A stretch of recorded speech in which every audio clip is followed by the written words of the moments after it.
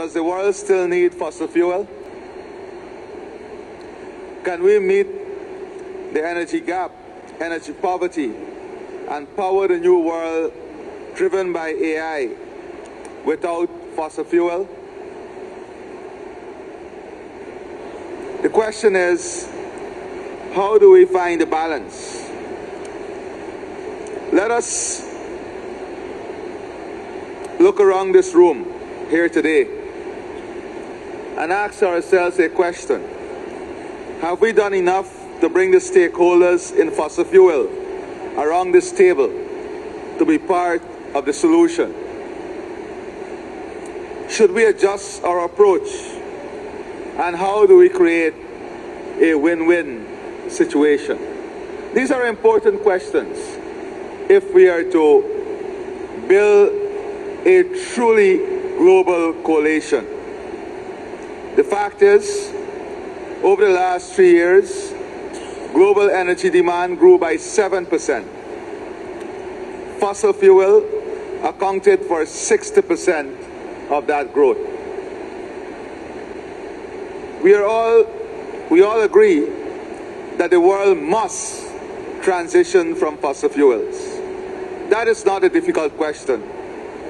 The real question is how. How do we manage this transition in a way that is just, rules-based, and equitable? This COP gives us the chance to move beyond simplistic slogans that imply the transition is easy or that there is only one path forward. It allows us to focus on how to make it work, grounded in science, economic reality, and fairness.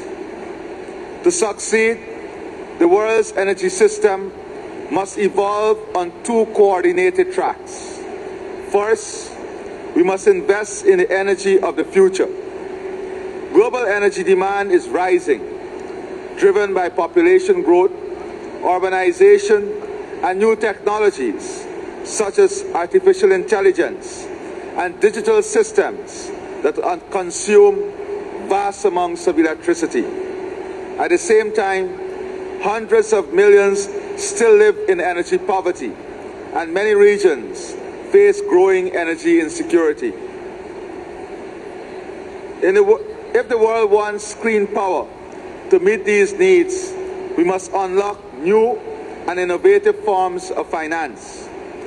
For much of the developing world, high debt, high risk, and a high cost of capital make renewables more expensive than fossil fuels. Without practical financial mechanisms, many countries will simply have no choice but to depend on fossil fuels if they are to develop. We need transition finance facilities, guarantees, and concessional instruments that bring down the cost of capital and attract private investment at scale. And we must treat technology access, from grids and storage to carbon capture, not as charity, but as a global priority. Second, we must manage fairly the transition from energy of today. Fossil fuels still provide more than 80% of global energy.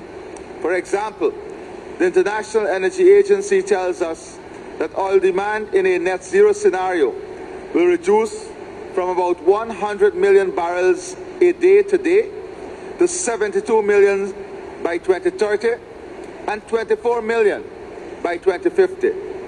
Even at these low levels, in a net zero world, the oil sector will still be generating trillions of dollars in wealth.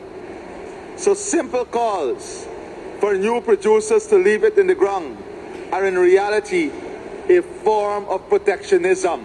It is a form of protectionism, protecting those who are already wealthy as incumbents. A new transition must instead phase out the highest carbon, least efficient, and most expensive oil first, while allowing lower carbon, responsibly managed production to meet declining demand as a new system is built. we have to phase out the highest carbon footprint first.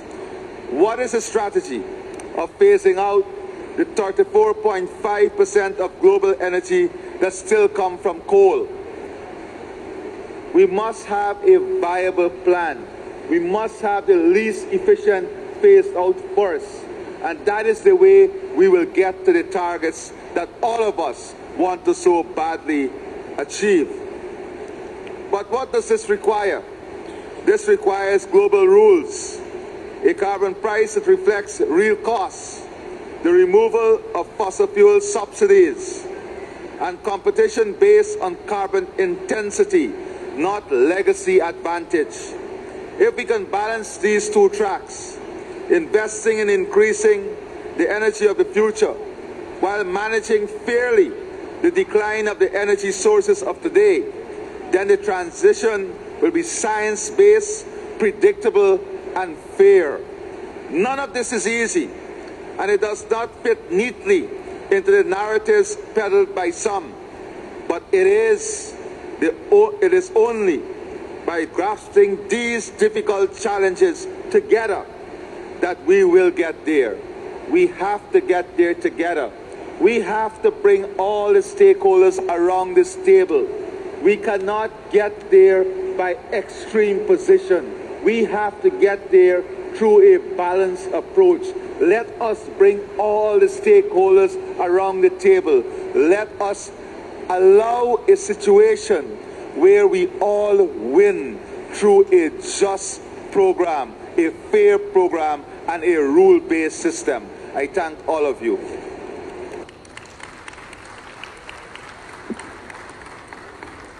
Obrigado.